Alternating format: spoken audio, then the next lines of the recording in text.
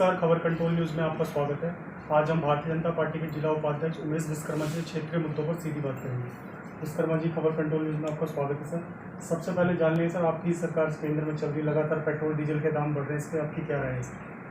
देखिए, जब देश का विकास होगा और देश में जो निवासी हैं इनको सुविधा मिलेगी तो पेट्रोल और डीजल के दाम भी बढ़ेंगे। आज आप देखें, इस देश के अंदर हाईवेज इतने सारे बन गए। गरीबों को आप देखिए, जन धन योजना के तहत अभी कोविड काल आया तो पैसा दिया गया हर परिवार को 500 रुपये। अभी आप देख लीजिए, उज्ज्वला योजना के तहत पूरे देश के अंदर 8 करोड़ गैस सिलेंडर दिए जा चुके हैं। अभी आप देखिए, जब पिछला कोरोना काल आया तो भी और अभी भी देश की 80 करोड़ जनता को मोदी सरकार द्वारा फ्री राशन मुहैया कराया जा रहा है। तो जो लोगों को सुविधाएं मिलेंगी तो निश्चित तौर पे महंगाई तो थोड़ी झेलनी है। बात कर लेते हैं वार्ड की सर। वार्ड में क्षेत्रीय निगम पार्षद का कैसा काम है सर, और क्या क्या समस्या बनी आपके वार्ड के अंदर? हमारे वार्ड के अंदर अभी मैं आपको चल के दिखाता हूँ। जहाँ पानी की निकासी है वहाँ भी, और जहाँ पानी की निकासी नहीं है वहाँ भी सफाई नाम की चीज़ नहीं है।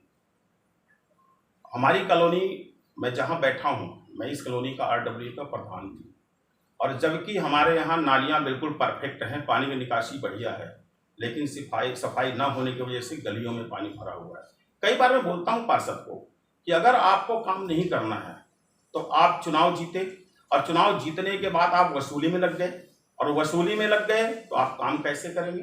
किसी का मकान बन रहा हो, उस मकान पर पहुंच जाएंगे कर्मचारी इनके। जब हम इनकी शिकायत करते हैं तो ये कहते हैं कि वो तो जाएंगे, हमारे बस में नहीं है। आरोप प्रत्यारोप लगाना एक अलग चीज़ है, लेकिन आप वार्ड में हैं, वार्ड के लोगों ने आपको चुना है, तो आपकी जिम्मेदारी बनती है वार्ड के लोगों की सुरक्षा करना।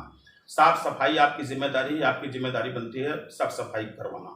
अब आप देखिए, इस टाइम मच्छर कितने पनप रहे हैं, लेकिन ना तो कोई पानी की कोई निकासी नहीं है। नहीं, पानी की निकासी है, सफाई ना होने की वजह से नहीं है। अच्छा, यदि सफाई हो तो पानी की निकासी बेहतर तरीके से। पार्षद आम आदमी पार्टी, आम आदमी तो क्षेत्र की जनता बदलाव चाहती है आने वाले समय में? बिल्कुल 100% बदलाव चाहती है, और यहाँ की जनता ये चाहती है कि ऐसा निकम्मा पार्षद जो हमारे यहाँ बना हुआ है दोबारा पुनः वापसी इसकी ना हो।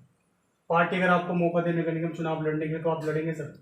बिल्कुल लड़ेंगे जी, और जीत करके आएंगे, क्योंकि मैं लोगों के बीच में रहता हूँ, लोगों के लिए काम करता हूँ, और हमेशा 24 घंटे उपलब्ध रहता हूँ। हमारी पकड़ है, हमारे बहुत सारे मित्र हैं, बहुत सारे हमारे समर्थक हैं, बहुत सारे हमारे चाहने वाले हैं, जो मुझे बार बार प्रेरित करते हैं कि आप आइए और आके चुनाव लड़िए और लोगों के बीच में काम कीजिए। काफ़ी लंबे समय से आप भारतीय जनता पार्टी से जुड़े रहे हैं सर, तो आज ही क्यों सोचा आप टिकट मिले, 22 में टिकट मिले नगर निगम चुनाव लड़ने?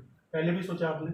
मैं काफ़ी दिनों से जुड़ा रहा हूँ, और हर बार मैं टिकट मांगता हूँ पार्टी से। ऐसी बात नहीं है अपने किए हुए कामों के आधार पर, लेकिन कहीं ना कहीं पार्टी या तो योग्य नहीं समझती है, या तो पार्टी ये समझती है कि जो और पुराने हैं उनको मौका दिया जाए।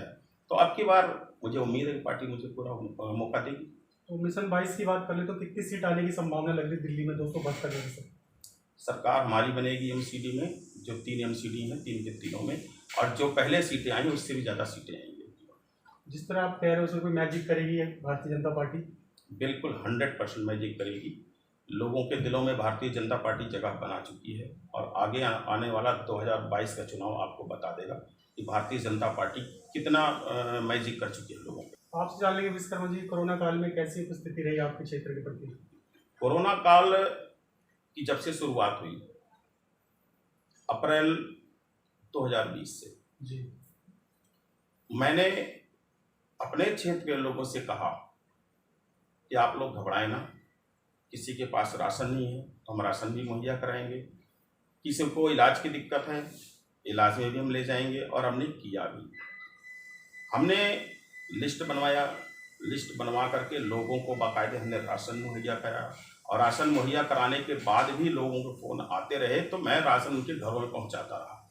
उसके बाद हमने जो है सूखा राशन तो दिया ही दिया, साथ में हमने पूरी सब्जी और कभी जो है चावल राजमा, कभी चावल छोले ये बनवा कर पैक करके भी हमने बंटवाए, और इसके साथ में हमने मास्क भी बांटे, सैनिटाइज भी बांटे, और काढ़ा भी हमने खूब वितरित किया। फर्स्ट फेज में या सेकंड फेज में? फर्स्ट फेज में भी, सेकंड फेज में भी, और अभी उसके बाद जब वैक्सीनेशन का काम शुरू हुआ यहाँ पर तो चूंकि मैं जिला संयोजक था वैक्सीनेशन का आउटर दिल्ली का, जी यहाँ पे हमारे यहाँ जितने भी सेंटर्स थे सभी सेंटरों पे हमने व्यवस्था कराया। लोगों को फ्रूटी मिले, लोगों को पानी मिले, बिस्किट मिले, और हर उस पर सेंटर पे हमारे काउंटर्स लगे।